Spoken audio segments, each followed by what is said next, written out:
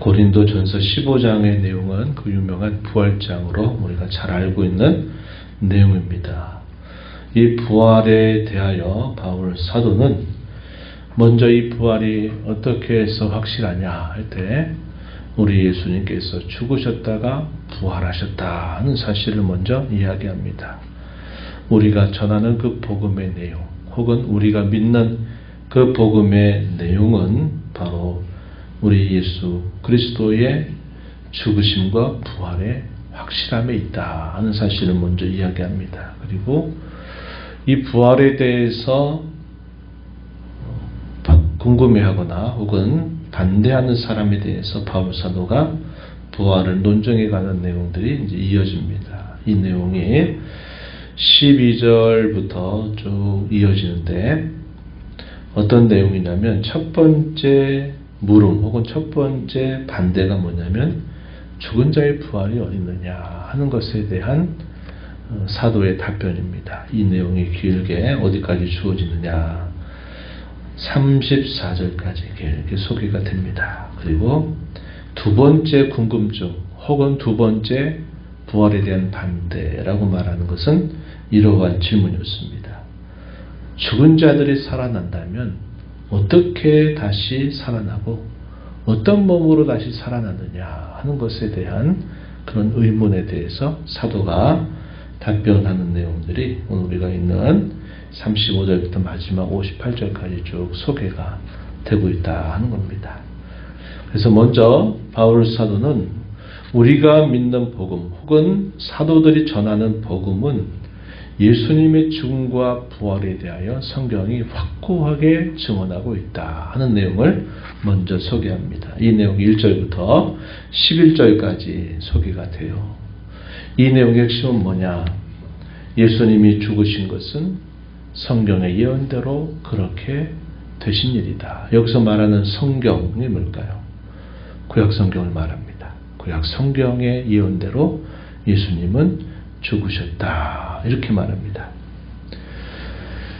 3절 말씀으로 가서 보면 이렇게 말해요. 내가 받은 것을 먼저 너희에게 전하였느니 이는 성경대로 여기서 말하기에 구약 성경입니다. 그리스도께서 우리 죄를 위하여 죽으셨다.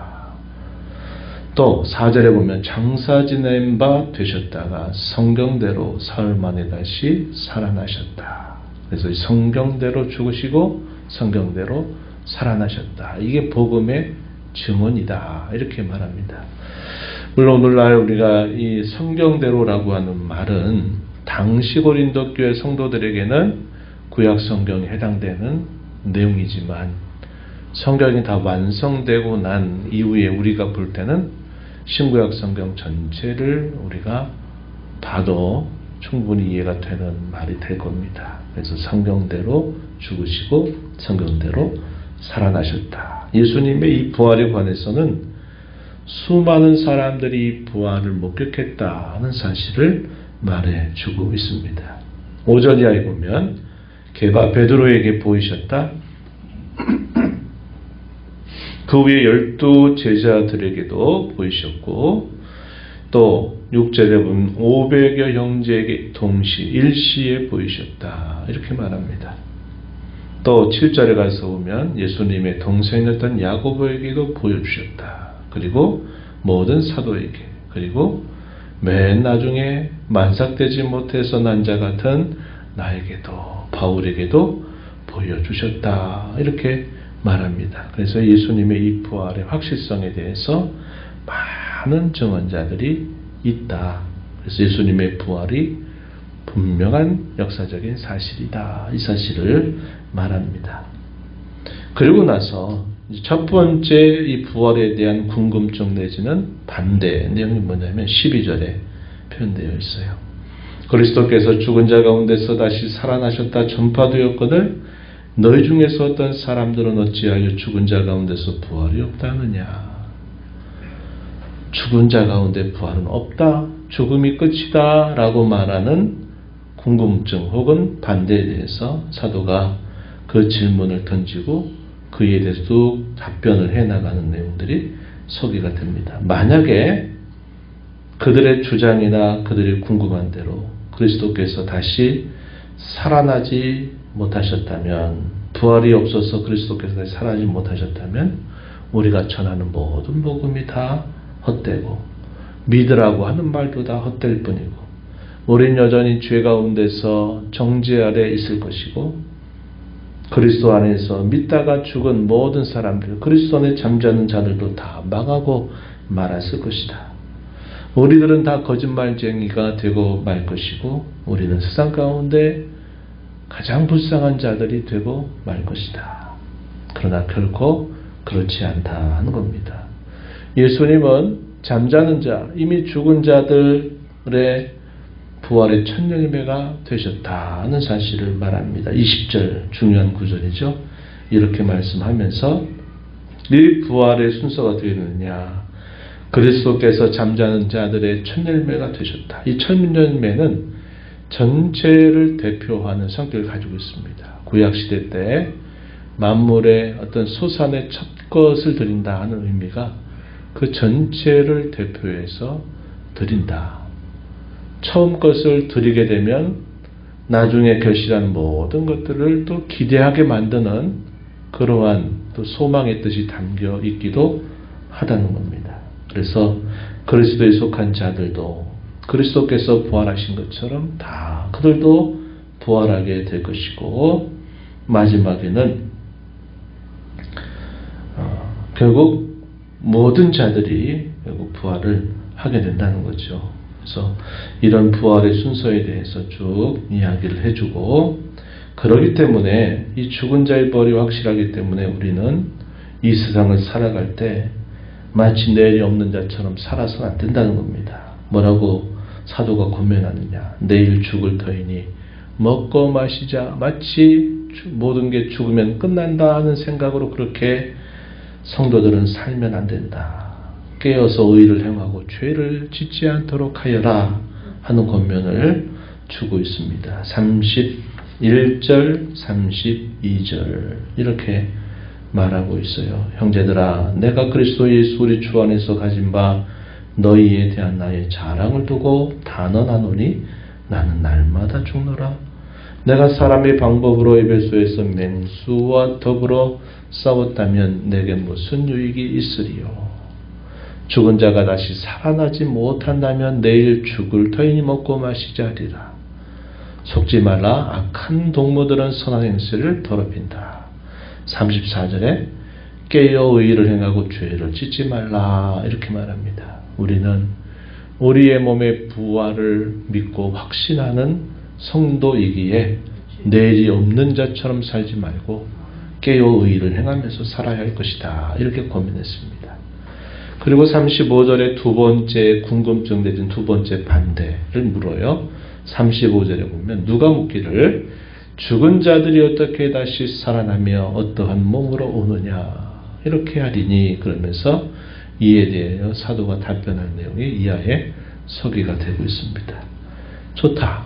부활하는 게 맞다고 하자. 그러면 도대체 어떤 모습으로 변화된다고 하는 거냐라는 질문을 던지는 것에 대해서 사도가 답변하는 겁니다. 뭐라고 말하느냐. 하나님께서 각종 자에게 그 형체를 주시는 것과 똑같다. 큰 나무가 있다. 그러면 그 나무가 처음부터 큰 나무로 되는 것이 아니라 그 나무의 전체의 그 형체를 가진 씨앗, 작은 것으로부터 시작해서 그게 자라면 그 나무를 이룬다는 겁니다. 우리 사람의 생명도 신비롭죠. 그런데 우리 사람의 생명은 처음 지음을 받을 때는 이렇게 우리와 같은 성인으로 지음을 받아요. 아담과 하와가. 그러나 그 이후로부터는 어떻게 해서 계속 태어납니까? 남자와 여자 사이에 그 생명의 씨라고 하는 작은 이 하나의 세포들이 분열하면서 그 세포 안에 유전 정보들이 보존이 되면서 나중에 그 조그만 그 세포가 자라면서 계속 분열하고 커져가면서 거기서 사람의 모습으로 자라는 겁니다. 그 작은 것 하나에서 어떤 것들은 눈이 되고 어떤 것들은 귀가 되고 입이 되고 손과 발이 되고 어떤 것들은 우리 몸의 오장육부가 되는 이런 지체들을 이루는 정보가 자그만 그 생명 안에 다 응축이 되어 있다 이 말이죠. 옛날에 우리가 장례 치를 때 옛날에 여러분 많이 그런 얘기 하잖아요. 사람이 죽으면 결코 불에 태워 죽으면 안 된다. 왜 그랬을까요? 나중에 부활할 때 어떻게 하냐는 거예요. 형체가 없어졌는데 어떻게 하냐는 거예요. 근데 오늘날 우리 과학이 발전해서 알잖아요.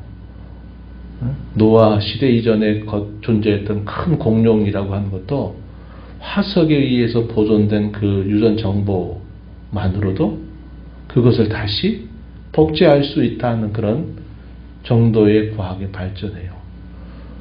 없는 것을 있게 하신 하나님의 능력이 사람을 매장할 때 옛날 그 형체를 보존해서 매장하지 않고 화장이라고 하는 불에 이렇게 태워서 그 형체를 흙으로 돌아보낸다 그래서 그 사람이 나중에 부활 못하느냐 한 것은 아주 어리석은 생각입니다.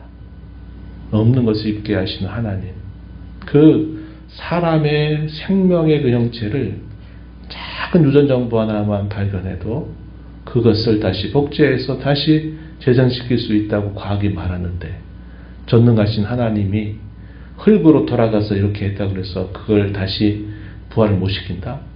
말이 되지 않는다 이 말입니다.